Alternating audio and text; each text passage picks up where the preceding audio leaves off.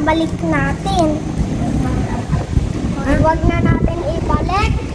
Ibili na lang natin ng laruan. Ay, masama yun. Hindi natin pwede itago yan.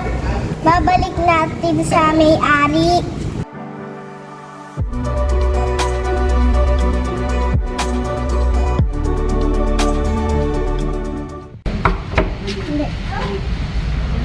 Magandang hapon po! Ma'am Erika, nakita po namin yung wallet niyo. Salamat mga bata. Walang anuman po. Masaya po kami matulungan kayo. Hindi po namin kaya basta iwan po yan. Mahalaga po pag magiging tapat. Salamat mga anak. Ipagpatuloy nyo ang kabutihang asal. Mag-iingat kayo sa inyong pag-uwi.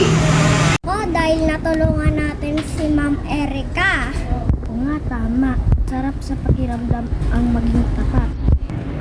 Ang Pasko ay hindi lang sa may regalo at pagkain.